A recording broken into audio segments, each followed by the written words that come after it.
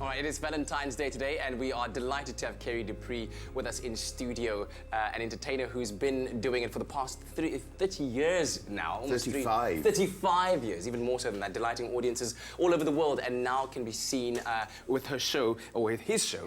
His show, of course, at Gate 69 until the 24th of February. So I wanted to start off by taking us back 35 years ago, where it all started and why you decided to put on this or these shows impersonating some of your favorite characters. Well, it started, like you say, 35 years ago. I went to a fancy dress party. I now hate fancy dress parties because I spend my life dressing up, but then I loved them. And I went as a character. You guys in South Africa won't know, there was a comedy show on called Heidi High, and it was set in a holiday camp, and there was a Welsh character called Gladys Pugh, and she ran the holiday camp. And I went dressed as her to the fancy dress party in this nightclub, and I won first prize. Oh, wow. And I went up to get my prize from the DJ, and I'd had a few drinks, so I was brave. And I took the microphone from him, and I started doing Gladys, and everyone was laughing, and I thought, ooh. And my dad was a singer, cabaret singer, and my mother was a singer, my sisters are also in show business. Yes. And my dad said, oh, I think you should start doing the clubs as Gladys, and I did. And of course, I'm from Wales, so all the rugby clubs.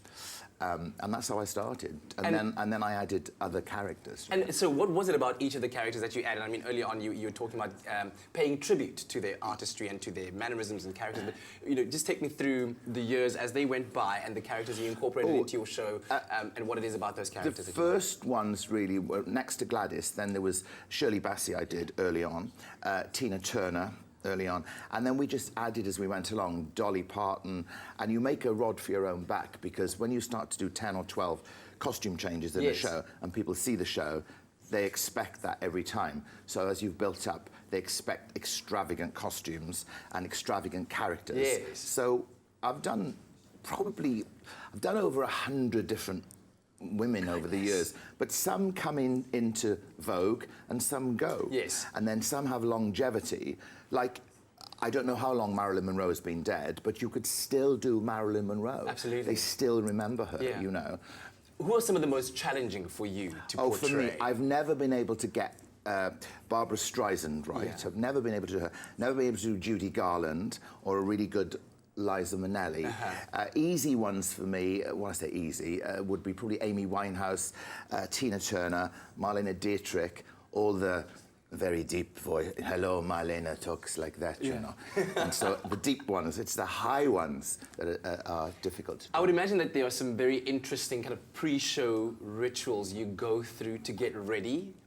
Other than the dressing and the makeup and everything, could you take me through some of this? How do you get yourself in character and ready for the show? Do you know, I don't ever sort of get myself in character. I mean, there was a wonderful female American guy called Jim Bailey, and he did Judy Garland, and you'd think it was Judy Garland.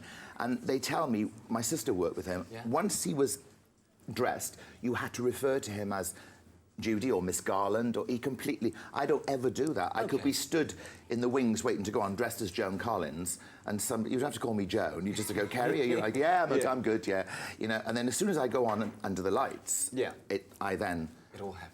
You know. And it's magical to watch happening. Thank you very much for sharing with us. No, my pleasure. On the show. So who should be coming to watch your show at Gate 69? What kind of person, what kind of fan?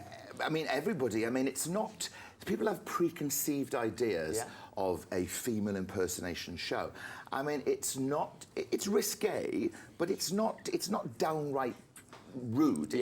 You sail very near the wind, you know, and I know my audience. I know how far... I have jokes and go, and I know when to pull it back, and I also know when to, you know.